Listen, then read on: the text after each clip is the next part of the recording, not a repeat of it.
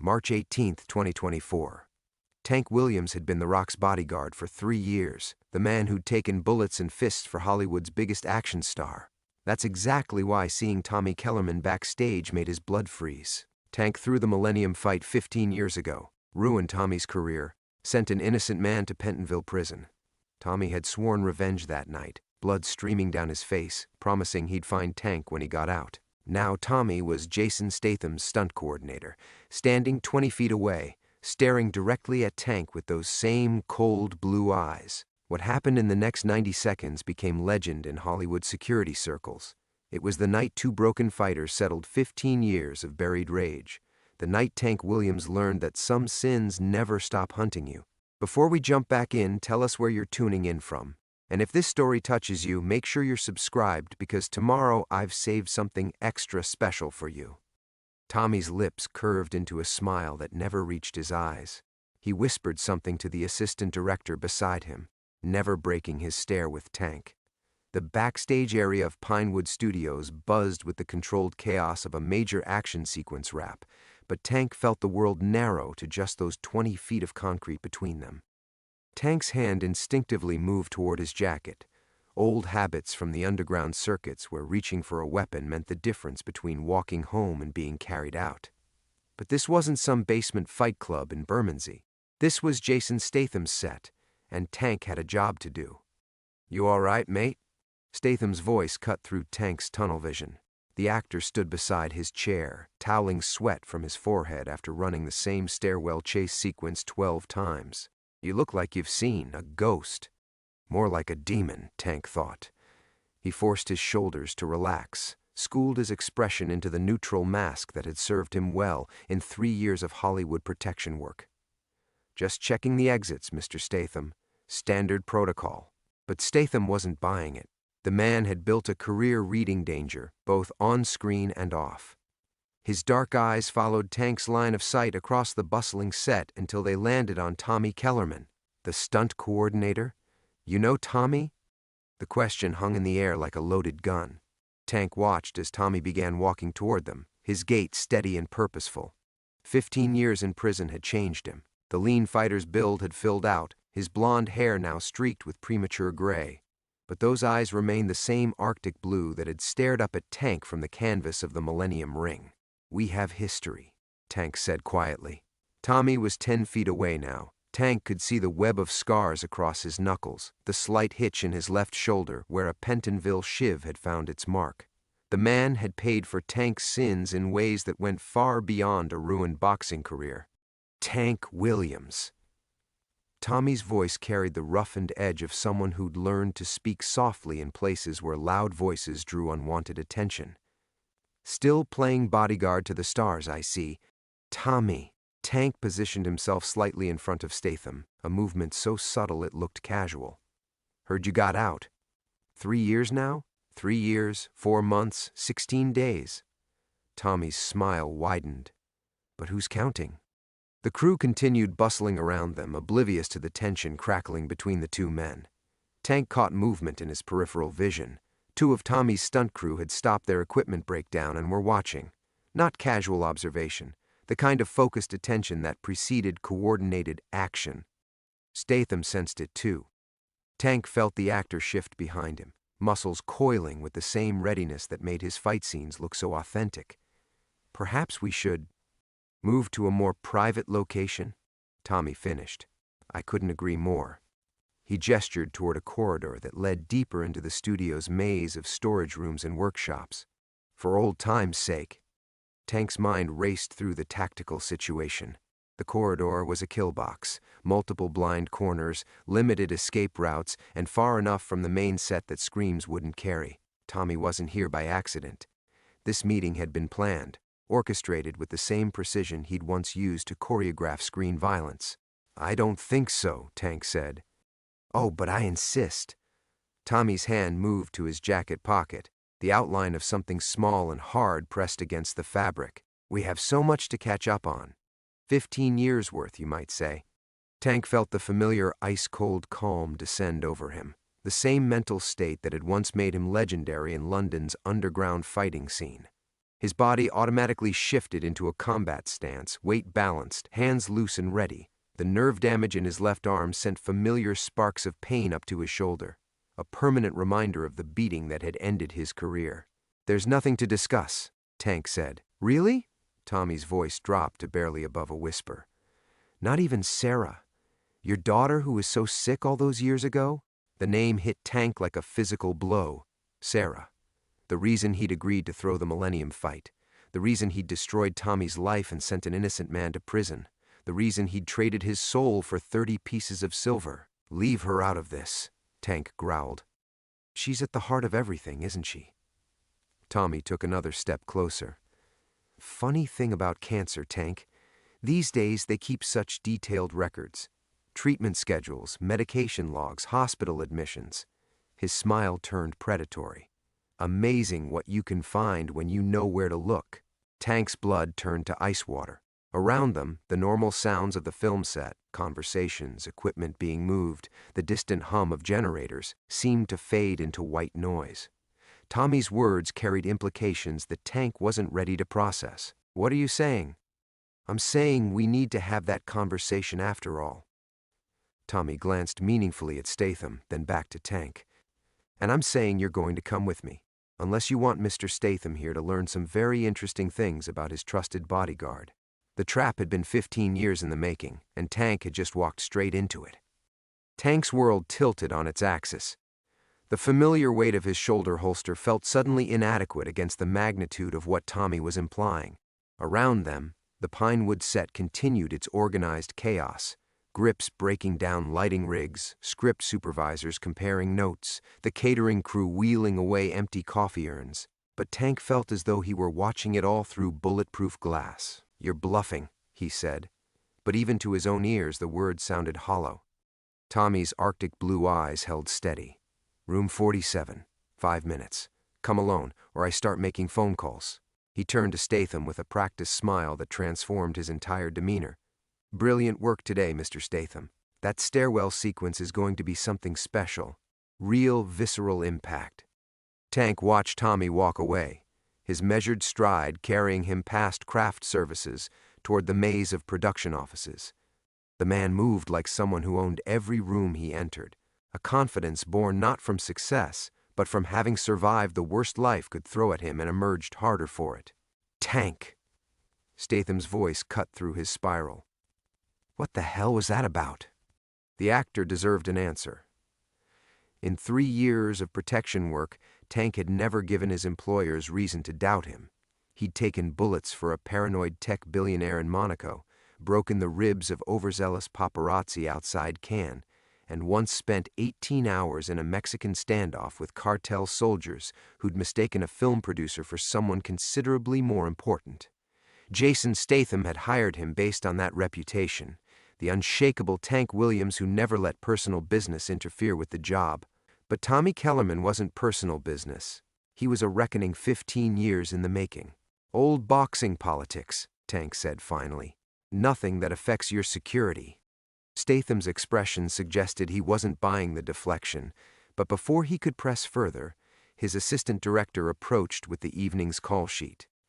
Tank used the distraction to study the corridor where Tommy had disappeared. Studio 47 would be one of the smaller editing suites, chosen specifically for its isolation from the main production areas. Neutral ground that could quickly become a kill box if Tommy had backup positioned properly. Tank's phone buzzed. A text from Sarah. "Dad, can we do dinner Sunday? Been too long. Love you." The words hit him like a sucker punch to the solar plexus. Sarah, now 28 and working as a pediatric nurse in Brighton, still looked at him with the same adoring eyes she'd had at 13. Back then, those eyes had been shadowed with exhaustion from chemotherapy sessions that had drained their savings and nearly broken his marriage. The medical bills that had driven him to accept Mickey Torino's offer to throw the Millennium fight. The debt that had seemed impossible until Mickey dangled 50,000 pounds in front of him like a lifeline. Except now, Tommy was suggesting those medical bills had been built on lies. Tank's thumb hovered over his phone's keyboard. "What did you say to your daughter when your entire relationship might be founded on a deception so monstrous it defied comprehension?" Sarah's recovery had been the one bright spot in the wreckage of his old life, the miracle that made all his sacrifices worthwhile. But what if there had been no cancer? What if the trembling hands and sunken cheeks had been theater? What if his ex-wife Catherine had orchestrated an elaborate fraud that destroyed 3 lives, Tank's, Tommy's, and Jimmy Morrison's, the man who went to prison for fixing the fight that Tank actually threw? The familiar ache in Tank's damaged left arm flared as stress flooded his system with cortisol. He could still remember the sound his elbow made when Mickey's enforcers had convinced him to stay quiet after Jimmy's arrest. The wet crunch of cartilage separating, the electric fire shooting down to his fingertips. They'd told him it was insurance, a reminder that some secrets were worth protecting with violence. Tank pocketed his phone without responding to Sarah's text. Across the studio, a red light flashed above Studio 47's entrance, signaling it was now occupied. Tommy was waiting. "Mr. Statham, I need to handle something," Tank said. 20 minutes, then we'll do the security sweep for tomorrow's exterior shots." Statham looked up from his call sheet, those sharp eyes reading more than Tank was comfortable revealing. "You sure you don't need backup? I've got friends who ask fewer questions than the local constabulary." The offer was genuine, born from the mutual respect they'd built over months of 14-hour shooting days and the peculiar intimacy that came from trusting someone with your physical safety. But this was Tank's debt to pay, and dragging Statham into it would only multiply the casualties. "I'll be fine," Tank lied. He walked toward Studio 47 with the measured pace of a man approaching his own execution. Behind him, the familiar sounds of the film industry continued. People building fictional worlds while his real one crumbled with each step. The red light above the door cast everything in the color of spilled blood. Tank's hand found the door handle. 15 years of running from the truth ended here. Tank turned the handle and stepped into Studio 47. The room was smaller than he'd expected. A cramped editing suite with banks of monitors dark and silent, their screens reflecting his hulking frame like funhouse mirrors. Tommy stood with his back to the door, silhouetted against a wall of film equipment that looked like the intestines of some massive machine. "Close it behind you," Tommy said without turning around. Tank let the door click shut, the sound unnaturally loud in the confined space. The familiar weight of his Glock pressed against his ribs, but drawing it would accomplish nothing. This wasn't about violence, not yet. This was about truth, and Tommy held all the cards. 15 years, Tommy continued, finally turning to face him. 15 years I've been waiting for this conversation. Do you know what 15 years in Pentonville does to a man, Tank? You survived it. Surviving isn't living. Tommy's voice carried the flat affect of someone who'd had all the emotion beaten out of him. First year, I thought about killing you every day, planned it out in detail. How I'd find you, what I'd do to you, how long I'd make it last. He moved closer, and Tank could see the network of scars that mapped Tommy's journey through the British prison system. But then something interesting happened. Tank remained silent, every muscle in his body coiled for action. I started asking questions about the fight, about the money trail, about your daughter's miraculous recovery. Tommy smiled, and it was the most terrifying expression Tank had ever seen. Amazing what you can learn when you have nothing but time and a burning need for answers. From his jacket pocket, Tommy produced a manila envelope, yellowed with age and handled too many times. He tossed it onto the editing console between them. The paper made a soft whisper as it slid across the metal surface. "Open it." Tank's hands felt like they belonged to someone else as he picked up the envelope.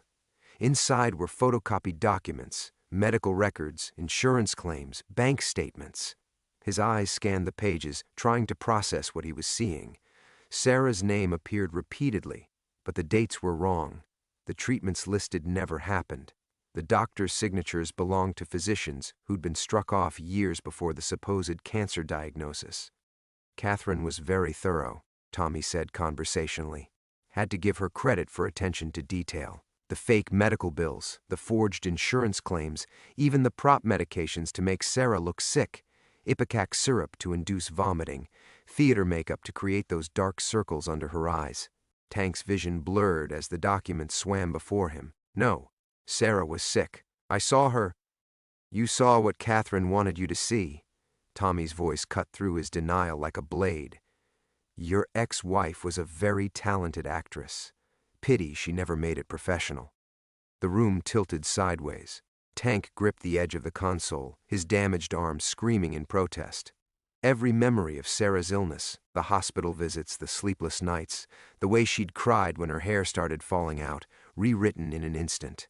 Not the desperate struggle of a father trying to save his dying child, but the elaborate manipulation of a man whose wife needed 50,000 pounds badly enough to destroy lives. Why? The word came out as a croak.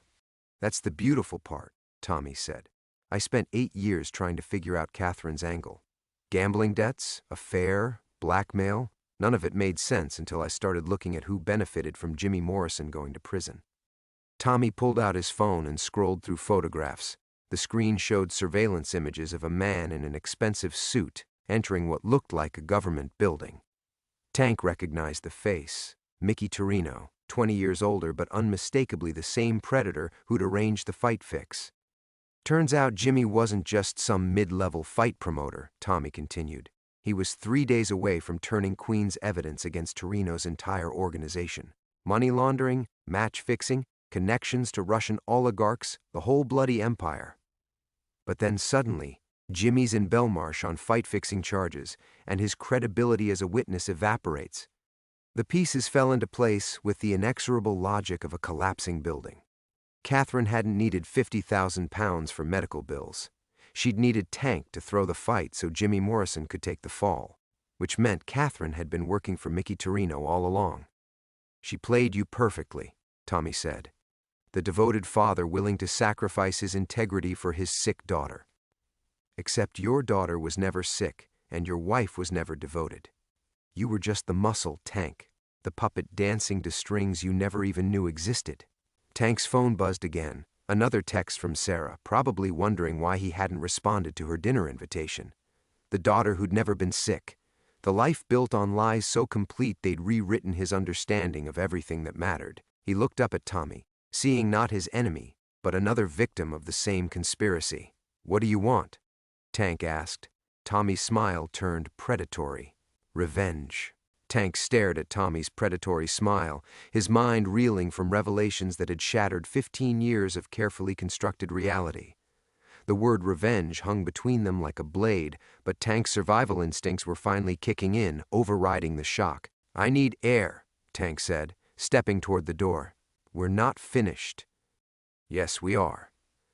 Tank's voice carried the authority that had once commanded respect in London's underground circuits. This conversation never happened. Whatever game you're playing, I'm not interested. But Tommy moved to block the exit, and Tank caught the flash of steel in his peripheral vision. Not Tommy, someone else. Tank spun as the editing suite's back door opened, revealing 2 of Tommy's stunt crew. The same men who'd been watching earlier on set. Sit down, Tank. Tommy's voice had lost its conversational tone. We're just getting started. Tank's tactical assessment was grim.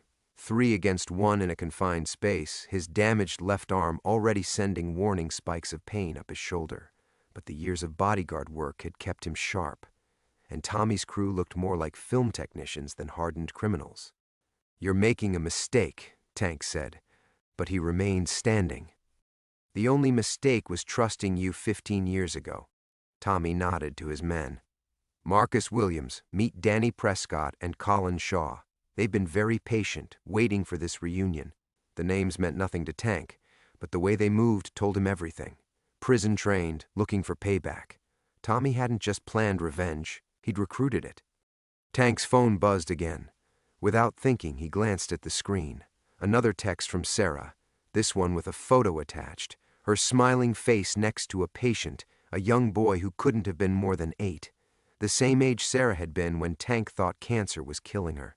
Working late again, but love what I do. These kids are so brave, Dad. The irony hit him like a physical blow. Sarah, the daughter whose fake illness had destroyed lives, now spent her days caring for children who were genuinely sick. Did she know? Had Catherine told her the truth, or was Sarah as much a victim as everyone else? Touching, Tommy said, seeing Tank's expression. Amazing how she turned out, considering her mother's talent for deception. Makes you wonder what other lies Catherine told her about dear old Dad. Tank pocketed the phone, but his momentary distraction had cost him. Danny Prescott had moved closer, positioned to cut off Tank's angle to the main door. The room felt smaller with each passing second. "I can't change what happened," Tank said. "No, but you can help fix it." Tommy pulled out another photograph, this one showing Mickey Torino leaving a restaurant with several men in expensive suits. "Torino's still out there, Tank. Still running his empire, still destroying lives. Jimmy Morrison died in prison 2 years ago, shivved to the kidney in the shower block. Catherine disappeared with her payout and new identity. That leaves you. I don't know anything about Torino's current operations. But you know where the bodies are buried. Literally, in some cases." Tommy's smile widened. 15 years of keeping your mouth shut has made you valuable, Tank. The last living witness to how deep this conspiracy goes. Tank felt the familiar ice-cold calm settling over him. Not the fighting calm this time, but the mental state that had kept him alive through 3 years of high-risk bodyguard work. Assess, adapt, survive. Tommy wanted something specific, which meant Tank had leverage he didn't yet understand. "You're not going to kill me," Tank said quietly. "If you were, we'd already be past the talking stage." "Smart man." "No, Tank, I'm not going to kill you. I'm going to give you a choice." Tommy gestured to his men, who stepped back slightly but remained ready. "Help me take down Torino's organization and we call it even. Your daughter never learns the truth about her childhood. Jason Statham keeps his trusted bodyguard, and you get to pretend you're still the hero of your own story. And if I refuse? Then tomorrow morning, every major newspaper in London receives a very detailed package about the Millennium Fight Fix. Photos, documents, audio recordings. Yes, Tank, Catherine kept recordings. Insurance policy, she called them." Tommy's voice dropped to a whisper. Imagine Sarah reading about it over her morning coffee, learning that her beloved father destroyed an innocent man's life based on her mother's lies, learning that her entire childhood was an elaborate fraud. Tank's hands clenched into fists, the damaged nerves in his left arm screaming. Sarah would be destroyed, not just by the truth about her illness, but by the knowledge that Tank had killed a man in the prison beating that followed the frame-up, blood on his hands that could never be washed clean. "How long do I have to decide?" Tommy checked his watch. "Statham's exterior shoot tomorrow is at the Millennium Bridge. Poetic, don't you think? 24 hours, Tank. Then we find out what kind of man you really are."